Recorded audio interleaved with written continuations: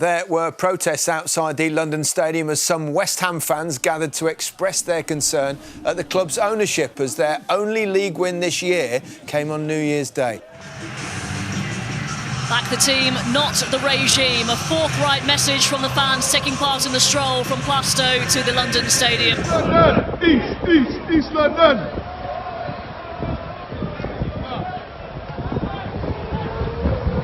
For those attending the Hammers United protest, please head to the Greenway just up on Manor Road. Gold, Sullivan, Brady out. Onto the grass on this side. We've got about 2,500, 3,000 coming up from Plaistow. We will all filter in behind as we move around. Today's the day when we show the club whose Claret and Blue Army this is. We'll speak really better than last time.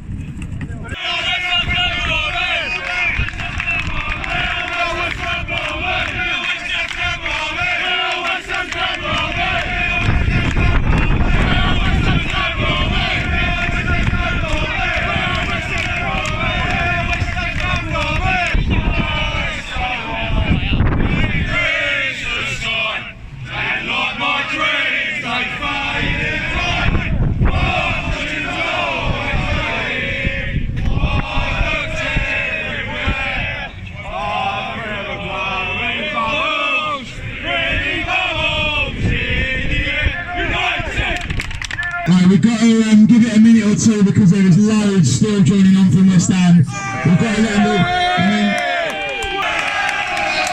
I'm forever blowing bubbles, pretty bubbles in the air. They fly so high, they reach the sky, and like my dreams they fade and die. Fortune's always hiding, I've looked everywhere. I'm forever blowing bubbles, pretty bubbles in the air. It's all lies, lies, lies. It's all lies, lies, lies. It's all lies, lies, lies. It's all lies, lies, lies. Lies, lies, lies. It's all lies, lies, lies.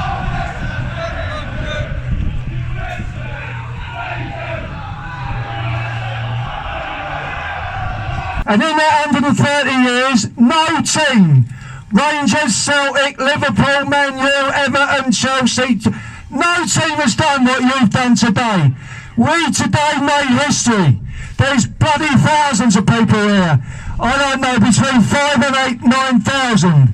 It's a lot more than 200 old men.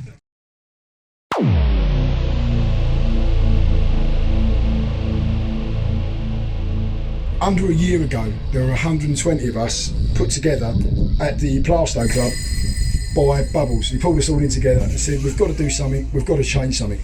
And that's when I got involved. And nobody wanted to listen to us. We wrote to UEFA, we wrote to the DCMS, we've written to MPs, we've engaged everybody. We've worked closely with the FSA, we've done everything the right way to try and get engagement. And the club wouldn't speak to us. On the lead up to our last demonstration, where we had a few thousand out, everybody was talking about, you know, will they talk, will they listen? And off the back of that, it was a tipping point. The attitude changed. And I think for the first time, the introspection started in and around the club, the top end of the club. And that introspection almost kind of hit a pinnacle with the Sunday Supplement article and the conversations that were discussed by journos about what are the failings of a regime that's now been in control for a decade. And those failings, after being challenged by the popular press and the Fourth Estate, West Ham decided to go legal. That was the biggest mistake they ever could have made, but unfortunately typical of the regime that's run by Lady Karen Rita Brady at our club.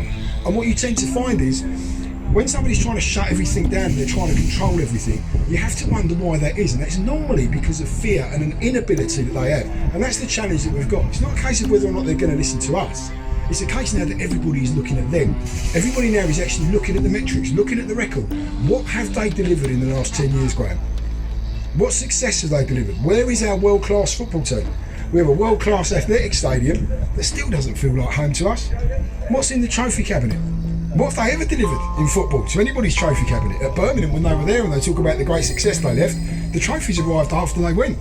perhaps what we need to fill up our trophy cabinet here is what most of the 5,000 to 7,000 people that came out here today wanted, and that's for them to go. We want them out, we want them to name their price, we want them to leave, we want them to go, and maybe then we can start getting ourselves on a trajectory for success.